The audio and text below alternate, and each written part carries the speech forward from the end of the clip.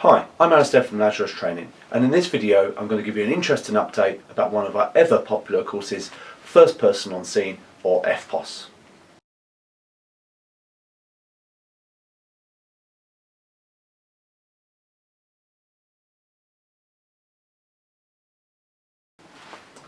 So, First Person on Scene, or FPOS course, is a popular course that we run, and we run it as a direct claim centre through BTEC and Pearson's, not using anyone else's kind of approval system.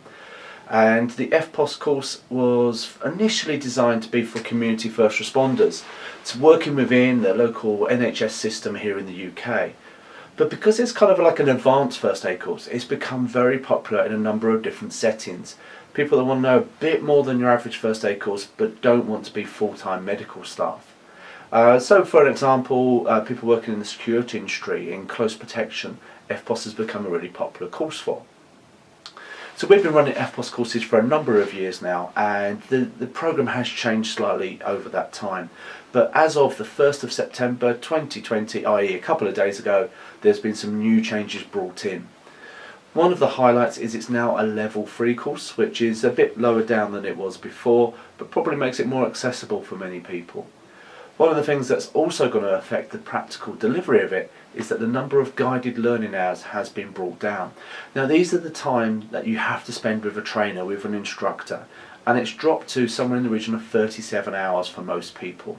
So this is much more manageable. We can fit this into a week of face-to-face delivery and scenarios, etc. Another thing that's changed is there's a much greater emphasis on practical skills and on gathering evidence. And so we'll see more scenarios in the training. We're going to be videoing it like we are now, and we put together a portfolio for each individual to show that they've met the skills. Gone are the days of sitting in the classroom for 4 days, listening to the instructor's stories, and then doing a multiple choice question paper at the end to show that you know what you're doing. Much more focused on repeated, considered delivery of the skills in a realistic setting. Whilst in our case it's going to be simulated because we're a training company, we're not a hospital, but even so in a much more realistic setting. So what sort of changes are there to this new level 3 FPOS course? Well, it's now been broken down into 3 units rather than the previous 5. So we have a unit on managing casualties as a first responder, there's then a unit on recognising and managing trauma as a first responder, and then there's a unit on recognising and managing medical conditions as a first responder.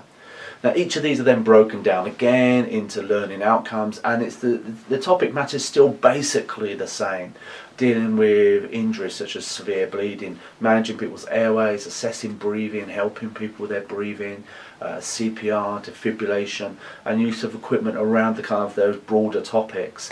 If you want to know more, just drop us an email or comment down below and we can send you some stuff, and we will be updating our web pages to reflect this new content.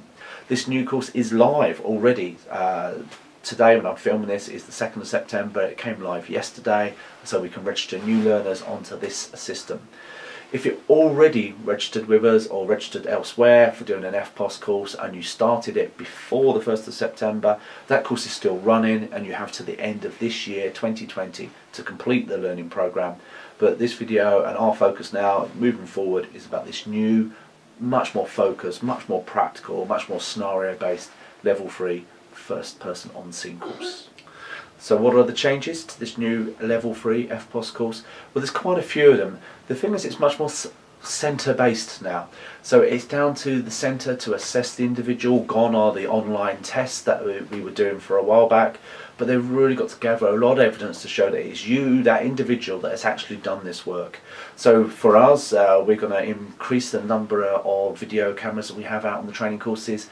We've been videoing content for a while to gather evidence of people doing stuff on the courses, but we see this has been a really central part. Our record of achievement or portfolio document has been updated to make it much more easier for you as the participant to gather the evidence and to show you've achieved these things. And then obviously for our quality assessment side of things, our internal quality assessors, and indeed for Pearson's BTEC when they carry out our centre assessments, really quick, easy system to show that you've met all the criteria and therefore successfully passed the course. So I hope you found this video about the updates to the first person on scene FPOS course interesting. If you have any questions, queries or concerns, drop us a line, put them in the comments down below. You know how to get in touch with us by now. We've got more video content coming out over the next couple of weeks. Apologies we've missed a few weeks, that's because we've been deployed overseas providing international training, and it can get a bit tricky getting the footage, getting it edited and getting it online, so sorry for that, but we aim to have much more content coming out for you Wednesday evening 6 PM UK time. Check the channel, there should be something on there. If you're subscribed, then you can get a notification and that will let you know when the fresh content goes new, and hopefully we'll see you again online soon. I might even manage to have my hair cut by then, and we'll have some good fresh content for you on the channel.